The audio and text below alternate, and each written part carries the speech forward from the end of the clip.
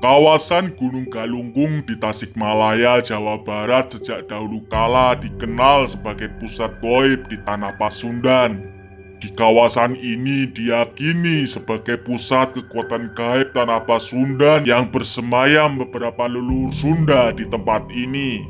Konon satu ajian dahsyat milik sepasang suami istri yang tersimpan secara gaib di tempat tersebut. Galunggung dianggap sebagai kabuyutan. Di Galunggung terdapat sosok gaib Sanghyang Tapak Parahyangan yang dianggap sebagai leluhur masyarakat Sunda. Dalam cerita legenda disebutkan, dahulu kala Tatar Pasundan merupakan daerah perairan yang hanya terdapat satu daratan, berupa sebuah gunung yang kemudian diberi nama Galunggung. Kemudian datanglah serombongan orang yang menumpang perahu datang ke tempat itu dan menetap. Nenek moyang Sunda menjadikan Galunggung sebagai kabuyutan atau Sanghyang Tapak Parahyangan. Galunggung sebagai kabuyutan termasuk dalam babat Tanah Jawi dan Carita Parahyangan yang menyebut putra sulung Raja Galuh yaitu Sempakwaja menjadi Batara di Galunggung yang bergelar Batara Danghyang Guru. Kedudukan Batara di Galunggung didukung oleh penemuan naskah kuno lain dengan kode Kropak 406 yang isinya menerangkan sekitar 1030-an sebelum Masehi datanglah Dharma Siksa atau Sri Jaya Bupati menghadap Batara keturunan Batara Danghyang Guru Sempakwaja yang meminta wilayah yang kemudian diberi nama oleh Batara yang berkuasa itu sebagai tempat tinggal Sang Karma atau Saunggala. Dharma Siksa atau Sri Jaya Bupati menurut Carita Parahyangan adalah anak dari Sang Lumahing Windu Raja. Namun menurut naskah Pangeran Wangsakerta, Jaya Bupati adalah Raja Sunda ke-20 yang memerintah pada tahun 1030 hingga 1042. Kabuyutan sebagai cikal bakal leluhur tanah Sunda, Galunggung hingga kini diyakini sebagai salah satu gunung keramat yang ada di Tatar Pasundan. Galunggung konon merupakan pusat atau tahtanya para dewa. Di gunung tersebut bermukim sebuah kerajaan jin terbesar di Jawa Barat. Setelah kalah perang dari pasukan Kesultanan Cirebon, kerajaan jin tanah Pasundan kemudian memilih menetap di Galunggung dan menjadikan kawasan tersebut sebagai lokasi kerajaannya hingga kini. Gunung berapi yang pernah meletus dahsyat pada tahun 1982 lalu itu diselimuti kekuatan mistis yang sangat kuat. Beragam peristiwa gaib kerap meliputi gunung tersebut.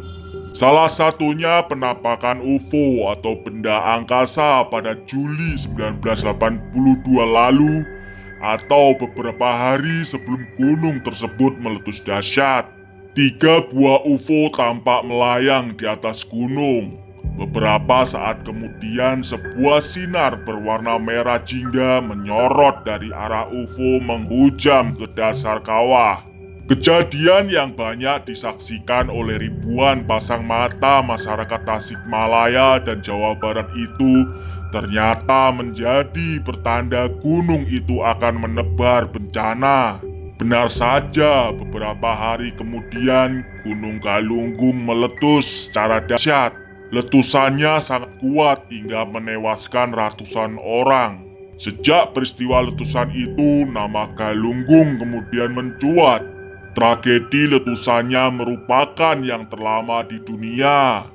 Kelompok penghayal spiritual ada yang menginsalir jika letusan itu akibat ulah penghuni gaib kawasan selatan Pasundan. Ajian dahsyat konon di zaman dulu ada sepasang suami istri bernama Aki Prana dan Nini Prana.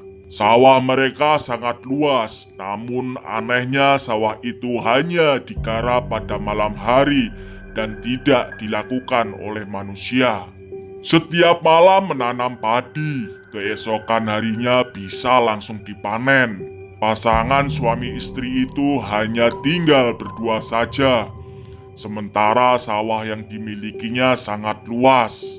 Ternyata pasangan suami istri itu memiliki ilmu aji rempuk galunggung yang terkenal dahsyat. Ajian tersebut jika diamalkan, maka dapat dengan mudah memberdayakan jin dan makhluk lelembut untuk membantu menyelesaikan sesuatu pekerjaan tanpa menguras tenaga.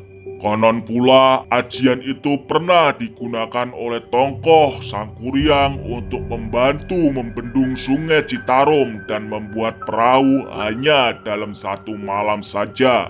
Dikatakan Abah Opang sesepuh Galunggung, ajian rempuk Galunggung ini banyak diburu oleh para jawara yang mengasah ilmu di Galunggung. Mereka yakin ilmu tersebut masih ada dan bisa dimiliki oleh siapa saja yang bersedia melakukan tirakat di kawasan Kawah Galunggung. Oleh penguasa Kesultanan Cirebon, permohonan itu diluluskan hingga akhirnya beberapa mantra ilmu dahsyat dari Galunggung sudah mengalami percampuran dari bahasa Sunda kuno dan bahasa Arab.